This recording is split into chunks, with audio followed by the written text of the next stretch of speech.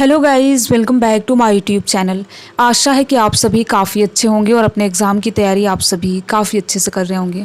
अगर आप किसी भी एग्ज़ाम की प्रिपरेशन करते हैं तो आप इस वीडियो को देख सकते हैं और देखने के साथ साथ अपने यार दोस्त मित्र को भी शेयर कर सकते हैं। आज के इस वीडियो में हम 18 सितंबर 2025 के दिन का जो भी इंपॉर्टेंट करेंट अफेयर्स है, जहाँ से एग्ज़ाम में प्रश्न पूछे जाने की संभावना है, उन प्रश्नों को आज के इस वीडियो में देखेंगे। तो कंप्लीट वीडियो बहुत ही ज़्यादा इंपॉर्टेंट रहने वाला है। अगर आप किसी भी प्रतियोगी एग्ज़ाम की तैयारी करते हो तो आप इस वीडियो को देख सकते हैं। चलिए हम देख लेते हैं वीडियो का फॉर्मेट क्या रहने वाला है। तो जैसा कि आप यहाँ पर देख सकते हैं, पहले इंपॉर्टेंट डे और थीम देखेंगे, यानी कि अगर आज के दिन कोई महत्वपूर्ण दिवस है तो उसे देखेंगे। इसके बाद नेशनल और इंटरनेशनल अफेयर देखेंगे, और हम अगर खेल जगत से कोई इंपॉर्टेंट आज के दिन प्रश्न बनता है तो हम उसको भी आज के इस वीडियो में कवर करने वाले हैं। तो कंप्लीट वीडियो बहुत ही ज़्यादा इंपॉर्टेंट रहने वाला है। अगर आप किसी भी प्रतियोगी एग्जाम की प्रिपरेशन करते हो तो आप देख सकते हैं इस वीडियो को, और देखने के साथ साथ अपने यार दोस्त मित्र को भी शेयर कर सकते हैं। चलिए आगे बढ़ते हैं।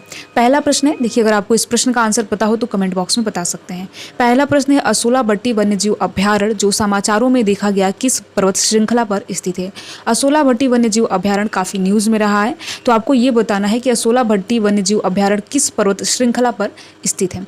साथ ही साथ देखिए आपको बताते चलें कि अगर आपको इस वीडियो का PDF चाहिए तो हमें कमेंट बॉक्स में बता सकते हैं। फिलहाल तो अगर आपको इस प्रश्न का आंसर पता हो तो कमेंट बॉक्स में जरूर बताएं कि असोला भट्टी वन्यजीव अभ्यारण्य किस पर्वत श्रृंखला पर स्थित है। ठीक है, तो पहला ऑप्शन है काराकोरम श्रृंखला, B है सतपुरा श्रृंखला, C है अरावली श्रृंखला, D है विंध्य श्रृंखला। ठीक है, तो असोला भट्टी वन्यजीव अभ्यारण्य अरावली श्रृंखला पर स्थित है। बहुत ज़्यादा इंपॉर्टेंट प्रश्न है, और ऐसे प्रश्न देखिए एग्जाम में पूछे जाते हैं तो आपको याद रखना है। यह दिल्ली हरियाणा सीमा पर है और उत्तरी अरावली तेंदुआ वन्यजीव गलियारे का एक हिस्सा भी है। तो आपको याद रखना है असोला भट्टी वन्यजीव अभ्यारण्य अरावली पर्वत श्रृंखला पर स्थित है। ठीक है, तो C ऑप्शन सही है। आगे बढ़ते हैं। अगला प्रश्न है, ललित उपाध्याय जिन्होंने हाल ही में संन्यास की घोषणा की है किस खेल से जुड़े हैं। इसमें आपको ये बताना है ललित उपाध्याय, अगर आप खेल जगत में रुचि रखते होंगे तो आपको निश्चित तौर पर पता होगा ललित उपाध्याय कौन है। तो आपको यही बताना है कि जो ललित उपाध्याय हैं इन्होंने हाल ही में संन्यास लिया है, तो ये किस खेल से संबंधित हैं। ठीक है, पहला hockey, B football, C option है मुक्केबाजी, D है बैडमिंटन। ठीक है, तो देखिए ये ललित उपाध्याय जी हॉकी खेल से संबंधित हैं और इन्होंने हाल ही में संन्यास की घोषणा की है, तो आपको याद रखना है। साथ ही साथ इन्होंने भारत के लिए 2 बार ओलंपिक में पदक जीते हैं, और इन्हें अर्जुन पुरस्कार से भी नवाजा गया है। तो आपको याद रखना है इनके बारे में कुछ एक्स्ट्रा इन्फॉर्मेशन कि इन्होंने ओलंपिक में 2 मेडल लाए हैं, और साथ ही साथ अर्जुन पुरस्कार भी ललित उपाध्याय जी को दिया गया है, और ये हॉकी खेल से संबंधित है जिन्होंने हाल ही में अभी संन्यास की घोषणा की है। तो A ऑप्शन सही है। ठीक है, आगे बढ़ते हैं। अगला प्रश्न है, भारतीय पुरातत्व सर्वेक्षण ने हाल ही में निम्न पुरापाषाण युग के प्रागैतिहासिक उपकरण किस स्थल से खोजे हैं।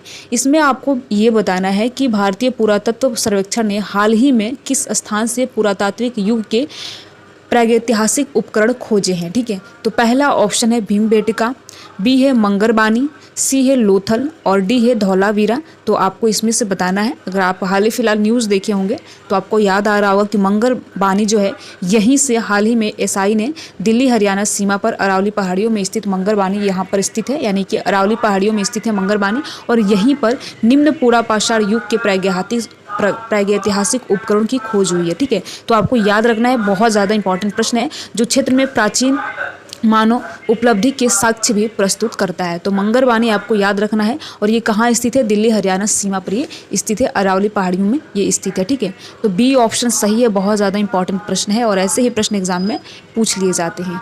अगला प्रश्न देखते हैं, हाल ही में किस देश ने नई दिल्ली स्थित अपने दूतावास में बीजू पटनायक की स्मृति में एक पट्टिका लगाकर उन्हें सम्मानित किया है। इसमें आपको ये बताना है कि वह कौन सा देश है जिसने दिल्ली स्थित दूतावास में बीजू पटनायक की स्मृति में एक पट्टिका लगाकर उन्हें सम्मानित किया है। कौन सा देश है आपको ये बताना है। ठीक है, तो पहला ऑप्शन है ऑस्ट्रेलिया, B है रूस यानी रसिया, C है जापान, और D है चीन यानी चाइना। तो अगर आपको पता हो तो कमेंट बॉक्स में बता सकते हैं। तो नई दिल्ली स्थित रूसी दूतावास ने पूर्व मुख्यमंत्री आपको याद रखना है नवीन पटनायक को द्वितीय विश्व युद्ध के दौरान पूर्वी मोर्चे पर उनके दिवंगत पिता बीजू पटनायक की वीरता के सम्मान में आयोजित एक स्वागत में समारोह में आमंत्रित किया। तो आपको याद रखना है कि बीजू पटनायक कौन है, तो ये नवीन पटनायक के पिताजी हैं, तो आपको याद रखना है। और इन्हें हाल ही फिलहाल में रूसी दूतावास के द्वारा इन्हें एक पट्टिका लगाकर सम्मानित किया गया है। और इनका योगदान यानी कि जो बीजू पटनायक हैं, इनका योगदान द्वितीय विश्व युद्ध के दौरान मोर्चे पर था और उन्हें स्मरण करने के लिए, याद करने के लिए, सम्मान देने के लिए रूसी दूतावास के द्वारा किया गया। तो बी ऑप्शन सही है, रशिया के द्वारा ये किया गया है, तो आपको याद रखना है। ठीक है, अगला प्रश्न है अंतर्राष्ट्रीय वायु परिवहन संघ यानी IATA की 81वीं वार्षिक आम बैठक की मेज़बानी किस देश ने की है। इसमें आपको ये बताना है कि अंतर्राष्ट्रीय वायु परिवहन संघ की 81वीं वार्षिक आम बैठक की मेज़बानी किसके द्वारा किया गया, यानी कि आयोजन किस देश के द्वारा किया गया है। पहला ऑप्शन है इंडोनेशिया, बी है जापान, सी है चीन और डी ऑप्शन है भारत। ठीक है, तो आप सभी ने न्यूज़ देखा होगा तो आपको पता होगा कि भारत के यानी हमारे देश के दिल्ली में भारत मंडपम में अंतर्राष्ट्रीय वायु परिवहन का जो आम बैठक है, इसका आयोजन किया गया। तो बहुत ज़्यादा इंपॉर्टेंट प्रश्न है और इसको हमारे देश के प्रधानमंत्री नरेंद्र मोदी ने संबोधित किया, तो आपको ये भी याद रखना है। ठीक है, तो बहुत ज़्यादा इंपॉर्टेंट प्रश्न है और ऐसे प्रश्न देखिए एग्जाम में पूछ लिए जाते हैं, तो आपको याद रखना है डी ऑप्शन सही है, यानी हमारे ही देश के द्वारा मेज़बानी की गई है।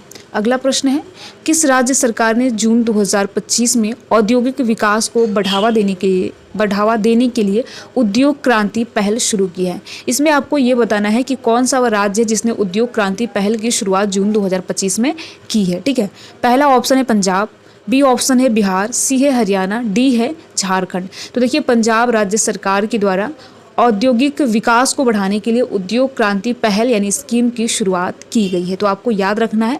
साथ ही साथ अगर इसके लक्ष्य की बात करें तो प्रक्रियाओं को सरल बनाना है, यानी औद्योगिक विकास के प्रक्रियाओं को सरल बनाना है, तेजी से मंजूरी देना है और पंजाब को एक प्रमुख औद्योगिक केंद्र के रूप में स्थापित करना है। तो ए ऑप्शन सही है, यानी कि उद्योग क्रांति पंजाब राज्य सरकार के द्वारा ये पहल शुरू की गई है।